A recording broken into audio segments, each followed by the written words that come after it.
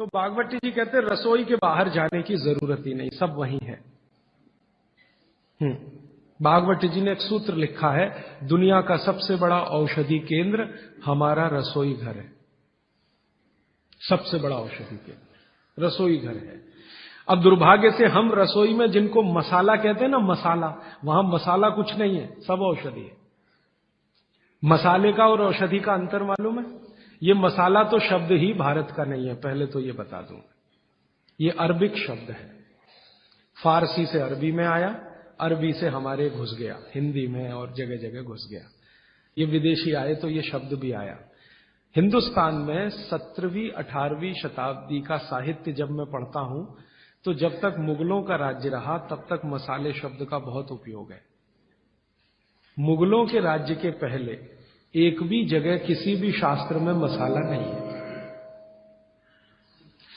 चरक संहिता पढ़ी मैंने, कहीं भी मसाला नहीं है उसमें। सुश्रुत में कहीं मसाला नहीं है, बागवट की कहीं मसाला नहीं है। पुराने जितने लेखक हुए हैं ना 10वीं शताब्दी के पहले के, कहीं भी किसी ने मसाले शब्द का इस्तेमाल ही नहीं किया। हर जगह है तो औषधि है, औषधि औषधि, जीरा औषधि, धनिया औषधि, ये औषधि के रूप में है।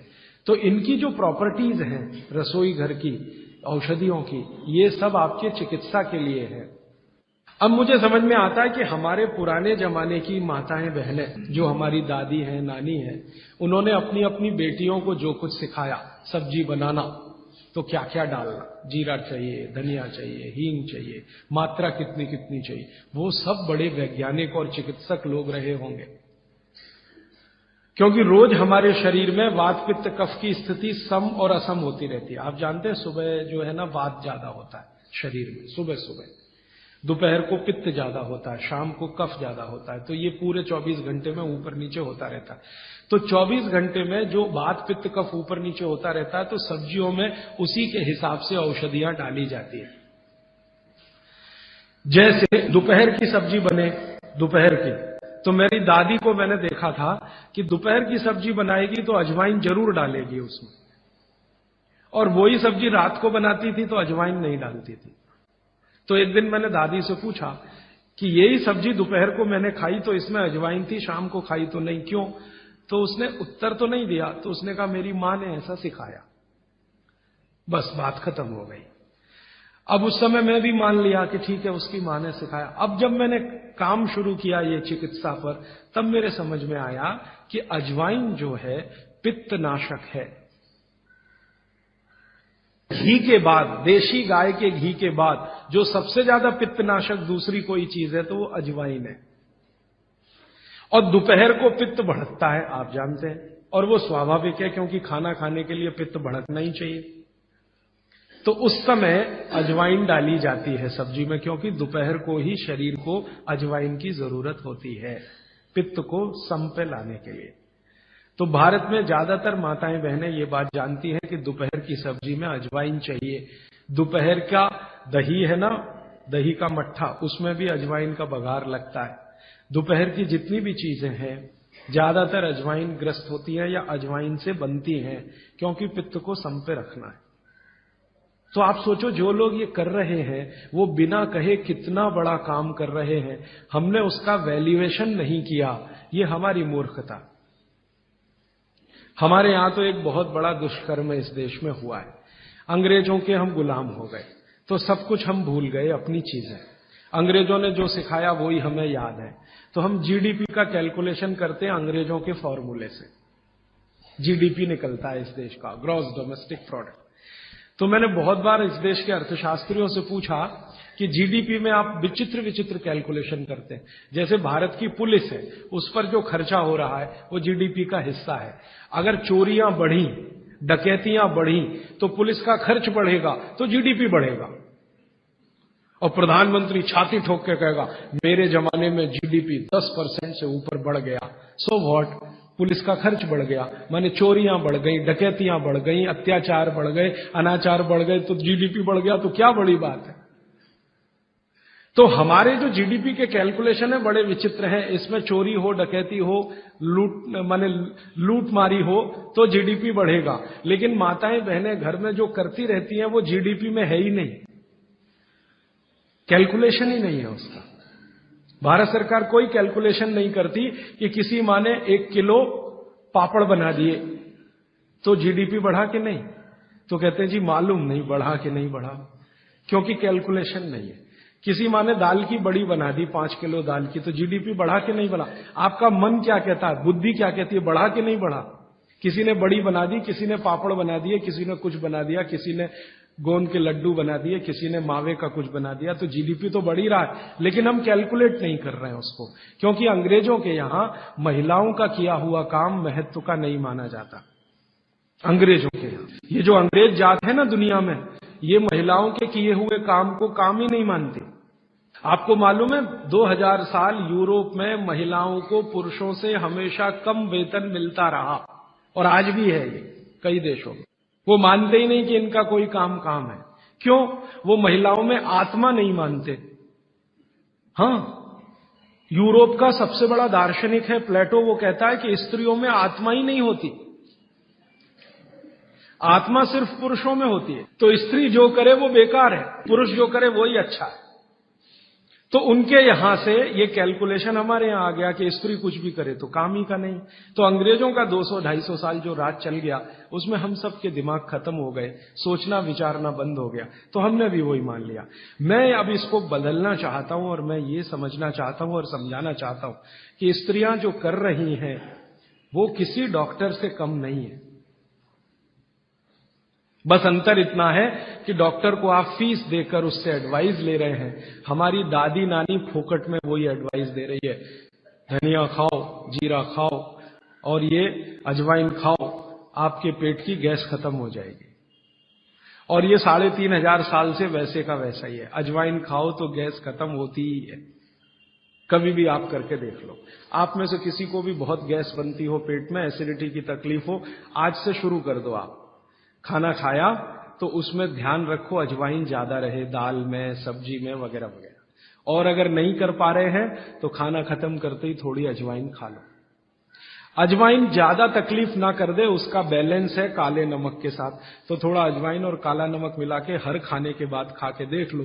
3 दिन में ना आपकी गैस बंद हो तो आप जो कहो मैं हारने को तैयार।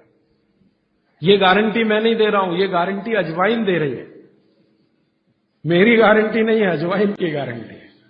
तो वो कहते हैं बागवती जी कि पित्त को सम रखने के लिए हमारे रसोई में घी के बाद जो दूसरी चीज है वो है अजवाइन। अब तीसरी चीज पे आते हैं। पित्त को सम रखने के लिए अजवाइन के बाद जो तीसरी चीज अपने रसोई में है वो है जीरा। जीरा 2 तरह का है, एक सफेद और एक काला, है ना। काला जीरा सफेद से भी अच्छा है। आप एक नियम ध्यान रख लो, मैंने आपसे कल कहा था, जिस चीज का रंग जितना गहरा वो उतनी ही अच्छी, भगवान की बनाई हुई, मनुष्य की नहीं। मनुष्य ने तो पेंट भी बना दिया है, बहुत गहरे रंग का है। भगवान की बनाई हुई हर चीज में ये नियम आप देखना कि भगवान की प्रकृति की बनाई जो चीज जितने गहरे रंग की है उसकी क्वालिटी उतनी ही अच्छी है। तो जीरा 2 है, एक सफेद और एक काला। काला जीरा सबसे अच्छा, पित्त को खत्म करने के लिए, सम रखने के लिए। तो आपकी रसोई में एक हो गया घी देशी गाय का, पित्त को खत्म करने। दूसरा हो गया अजवाइन, तीसरा हो गया जीरा, और एक चीज हींग। हींग तो आप सब समझते हैं ना, हींग। हींग भी भगवान की बनाई हुई है, आदमी ने नहीं बनाई। हींग के पहाड़ होते हैं, जैसे पत्थर के पहाड़ होते हैं ना, वैसे हींग के पहाड़ होते हैं। हींग वहीं से आती है। तो हींग है, जीरा है, अजवाइन है और देशी गाय का घी। अब इसके नीचे आता है धनिया। धनिया 2 तरह का है, एक सूखा और एक हरा। जब तक हरा उपलब्ध है आप खाइए, जब नहीं है तो सूखा खाइए, दोनों की क्वालिटी एक ही है। सूखे धनिये में कोई कमी नहीं आती। आपके मन में ये प्रश्न है ना, हरे पत्ते का धनिया में कुछ ज्यादा होगा, सूखे में कम, बिल्कुल नहीं है, दोनों में बराबर है। सूखने के बाद भी उसके गुणधर्म में कोई कमी नहीं। अब ऐसी पूरी लिस्ट है, मैंने तो आपको 5-7 बता दिया पित्त को कम करने के लिए क्या क्या। आपको पूरी लिस्ट है तो 108 है, 108 पित्त को खत्म करने के लिए रसोई में 108 चीजें हैं। वो पूरी लिस्ट देखनी है तो वो किताब है, आप ले लेना। एक स्वदेशी चिकित्सा किताब हमने बनाई है और एक बनाई है गंभीर रोगों की चिकित्सा, इसमें ये सूची है। और थोड़ी सी अष्टांग हृदयम के भाग 3 में भी है, भाग 2 में भी है, थोड़ी थोड़ी है। थोड़ा आगे बढ़े, कफ की सूची मैंने बताई आपको। कफ में सबसे अच्छी चीज है गुड़। गुड़ के बाद दूसरे नंबर पर है शहद। जैन है तो शहद मत खाइए, ये मेरी भी विनती है आपको, क्योंकि नहीं तो मैं पाप का भागीदार बनूंगा जो आपसे कहूं कि शहद खाओ, और मुझे तो मोक्ष में जाना है, तो पाप की गठरी क्यों ला दूं। तो आप जैन हैं तो बिल्कुल शहद मत खाइए। अजैन है माने जैन नहीं है तो आप कोशिश करिए कम से कम खाएं, ना खाएं तो और भी अच्छा, क्योंकि अपने पास शहद का विकल्प है गुड़। जब गुड़ न रहे तब सोचें। इसी तरह कफ को कम करने की और क्या चीज है अपने रसोई में? कफ को कम करने की दूसरी जो सबसे अच्छी चीज बताई भागवत जी ने, वो है सौंठ। सौंठ, सौंठ का ही एक दूसरा रूप है अदरक। अदरक से अच्छी है सौंठ। कारण क्या है? अदरक जब सूख जाता है तभी सौंठ बनती है, और अदरक का सूखने के बाद गुण बढ़ जाता है। हाँ, ताजा अदरक है ना, उसका गुण जितना नहीं है, सूखे हुए अदरक माने सौंठ का गुण लगभग 100 गुना बढ़ता है। इसलिए सौंठ अदरक से हमेशा अच्छी है। तो कफ खत्म करने के लिए रसोई घर में एक हो गया गुड़, दूसरी हो सौंठ, सौंठ का ऑब्लिक अदरक। अब तीसरी चीज जो सबसे अच्छी, पान। पान माने पान का पत्ता। जो आप पान खाते हैं ना, पान, ये कफ दूर करने की सबसे उत्तम औषधि। लेकिन पान भी वही चक्कर आएगा। कौन सा पान? जो गहरे रंग का। हर चीज में ये नियम है, गहरे रंग का। गहरे रंग का आप उसको कहो जी देशी पान, तो देशी पान। गहरे रंग का पान जिसका रंग बहुत गहरा हरा, एकदम काला जैसा हो तो और भी अच्छा। ये पान कफ नाशक है, बहुत ही जबरदस्त चीज है ये पान। और पान और सौंठ का बेस्ट कॉम्बिनेशन है। पान खा रहे हैं तो सौंठ डाल के खा सकते हैं, अदरक डाल के खा सकते हैं। जैन है तो सौंठ खाइए, नहीं है तो अदरक खाइए। पान, अदरक, सौंठ और ऊपर से आया गुड़। गुड़ भी मिला के पान में खाया जा सकता है। वो आप डालते ना गुलकंद, गुलकंद, गुलकंद। गुलकंद माने क्या है? गुलाब के फूल, उसकी पंखुड़ियां, उसका तो रस या उसका कुछ प्रिपरेशन प्रोसेस से, ये भी सबसे ज्यादा कफ नाशक है। अब आप देखो, जो जो चीजें पान में पड़ रही हैं वो सब कफ नाशक हैं। पान बनाने वाले सब बाघभट्ट के चेले, बिना जाने ये काम कर रहे हैं। गुलकंद आपको पान में डाल के दे रहे हैं। सौंफ, सौंफ, सौंफ, ये भी कफ नाशक है, सौंफ। फिर उसके आगे मैं बता रहा हूं प्रायोरिटी से, सबसे अच्छा कफ नाशक गुड़, फिर उसके नीचे, फिर उसके नीचे। अब सौंफ के नीचे जिसका नंबर है वो है लौंग। लवंग कहिए, लौंग कहिए, और ऐसे ये सूची बढ़ाते जाएं तो इसमें करीब 100 चीजें हैं जो कफ नाशक हैं हमारे रसोई में। ठीक है, अब आ जाइए वात पर। वात पर मैंने सबसे अच्छी चीज बता दी है तेल, शुद्ध तेल। शुद्ध तेल वात नाशक है। और अब जो दूसरी बात मैं कहने जा रहा हूं, इसको मैं संक्षेप में उपसंहार के रूप में कह रहा हूं कि जिन चीजों में भी पानी की मात्रा ज्यादा हो वो सभी वातनाशक है। जिन चीजों में भी पानी की मात्रा ज्यादा हो वो सभी वातनाशक है। जैसे दूध, आप जानते हैं दूध में तो सबसे ज्यादा पानी ही है ना। दूध को फाड़ के देख लो, सॉलिड मटेरियल तो थोड़ा ही निकलता है ना, बाकी तो पानी ही रह जाता है। तो दूध में बहुत पानी है। तो जिन चीजों में पानी ज्यादा है, भागवत जी ने सूत्र ऐसे लिखा है कि पानी युक्त चीजें, जल युक्त चीजें सभी वातनाशक हैं। तो दूध हो गया, दूध के बाद दही, दही में भी पानी ही है आप जानते हैं, और छाछ तो सबसे ज्यादा पानी वाली है।